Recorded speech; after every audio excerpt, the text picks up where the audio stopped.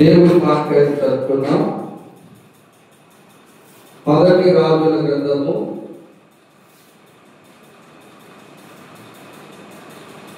17వ అధ్యాయము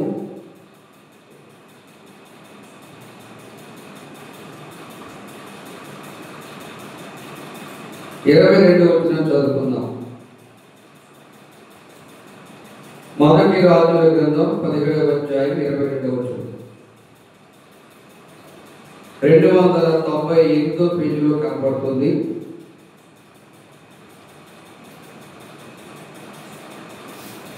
గత ఉదయకాల సమయంలో కూడా రోషం కలిగిన సేవకుడైన ఏలియా గురించి పరిశుద్ధాత్ముడు సేవకుడైన నన్ను బలపరిచి ఆయన మాట్లాడి ఉన్నాడు. ఈ రాత్రి కూడా దైవజనుడైన ఏలియా చేసిన ప్రార్థన దేవుడు ఆలకించి ఎలాంటి ఆత్మకార్యాలు దేవుడు జరిగించాడో ఒక మాట చదువుకుందాం.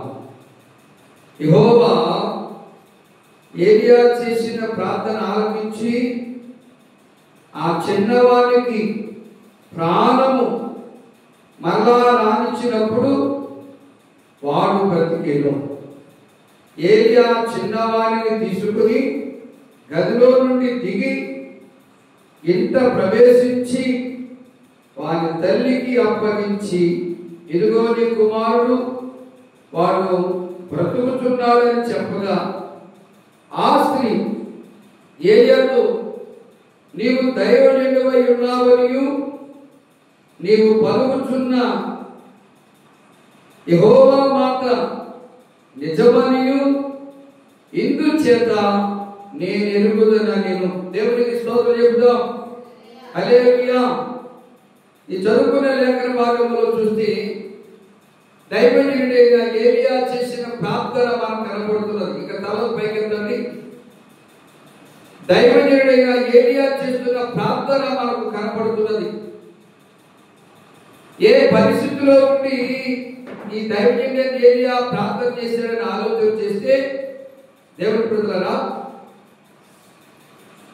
ఏలియాను చేర్చుకున్న ఒక విధవరాలు కనపడుతున్నది. ఆ విధవరాలు దైవజనుడైన ఏలియా మాట ప్రకారము తన ఆధ్యాత్మికమైన జీవితాన్ని కొనసాగిస్తూ దీవెనలు పొందుకున్నట్లుగా లేఖనాల్లో చూస్తున్నాం. చూడండి దేవుడి ప్రజలారా, అదే మొదటి రాజుల గ్రంథం 17వ అధ్యాయం 16వ వచనం చూస్తే, యెహోవా ఏలియా ద్వారా సెలవిచ్చిన ప్రకారము తొట్టెలో ఉన్న పిండి తక్కువ కాలేదు, బుడ్డిలో ఉన్న నూనె అయిపోలేదు. చూడండి, దైవజనుడైన ఏలియా సెలవిచ్చిన ప్రకారం దేవుడు ఆశీర్వాదాన్ని కలుగు చేశాడు. ఎక్కడంటే దైవజనులను చేర్చుకున్నటువంటి ఆ వెధవరాలు ఇంట్లో, ఆ ఇంట్లోకి ఆశీర్వాదము దేవుడు అనుగ్రహింపజేశాడు. అందుకే కుటుంబ కృపాక్షేమాల ప్రార్థన ఏర్పాటు చేసుకోవాలని తెలియజేశాడు. దైవజనుడు అడుగుపెట్టిన ప్రతి స్థలం, దైవజనుడు మా గురించి ప్రార్థించుతున్న ప్రతి చోట దేవుడు ఆలకిస్తాడు. ఇక్కడ దైవజనుడు ఒక మాట సెలవిచ్చాడమ్మా, గుడ్డులో నుండి తరిగిపోదు, ఆ తొట్టులో పుట్టి కూడా తరిగిపోదు, నువ్వు మొదటి అప్పం చేసి తీసుకురామని చెప్పినప్పుడు దైవజనుడు పలికినట్లుగా ఆమె చేసింది. అప్పుడు దేవుడు ఏలియా ద్వారా ఏ మాట అయితే బయటకు వచ్చిందో ఆ మాటను దేవుడు జ్ఞాపకం చేసుకొని దేవుడు దాన్ని ఆశీర్వించాడు, స్థిరపరిచాడు. అంటే సేవకుడు ఏ మాట అయితే పలుకుతాడో ఆ మాట వారి ఇంటిలో వరాల మాటగా మారుతుందని ఈ వాక్యం ద్వారా మనం తెలుసుకోవాలి. ఈ అద్భుతం జరిగింది, ఈ ఆశ్చర్యకారం జరిగింది.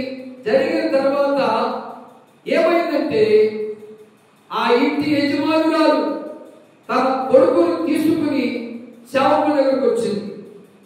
ఎలాంటి పరిస్థితుల్లో వచ్చిందంటే అతనికి వ్యాధి సంభవించింది. చూడండి, మాట చదువుకుందాం 17వ వచనంలో. అటు తరువాత ఆ ఇంటి యజమానురాలైన ఆమె కుమారుడు రోగి అయి ప్రాణము నిలువజాలనంత వ్యాధి గలవాడాయను. కొంతకాలానికి తన కుమారుడు ఏమైందంటే వ్యాధి కలిగిన వాడయ్యాడు. ప్రాణము నిలువజాలనంత వ్యాధి ఆ కుమారుడికి వచ్చింది. అయితే ఆ తల్లి ఏం చేసిందంటే ఆమె ఏలియాతో, దైవజనుడా, నా యొద్దకు నీవు రా నిమిత్తమేమి? చూడండి, ఆ సమస్య తన కుమారుడికి వచ్చినప్పుడు ఆమె విశ్వాసంతో సేవకులకు వచ్చింది. ఎందుకంటే ఆనాడు కరువు వచ్చినప్పుడు సేవకుడు పలికిన మాట దేవుడు నెరవేర్చాడు. ఆ విశ్వాసం ఉందాము, ఆ నిరీక్షణ ఉందాము. ఏ పలికాడు సేవకుడు? ఆ తొట్టిలో ఉన్న పిండి తగ్గిపోదు, ఆ గుడిలో ఉన్న నూనె కరిగిపోదు. ఇది జీవగలిగిన దేవుడు తెలియజేశాడు. కాబట్టి మొదట అప్పు చేసి తీసుకురామని చెప్పినప్పుడు ఆ ప్రకారం ఆమె చేసింది. ఆ ప్రకారం ఏలియా ప్రకటించిన మాట ప్రకారం ఆమె చేసింది కనుక ఏలియా సెలవిచ్చిన మాట ప్రకారం దేవుడు ఆశీర్వాదాలు కలిగజేశాడు. ఈ మాట మీరు శ్రద్ధగా వినాలి. దైవజనుడు చెప్పినట్టుగా ఆ విధవరాలు చేసింది. దైవజనుడు పలికినట్లుగా దేవుడు కార్యాన్ని అభివృద్ధి పరిచాడు.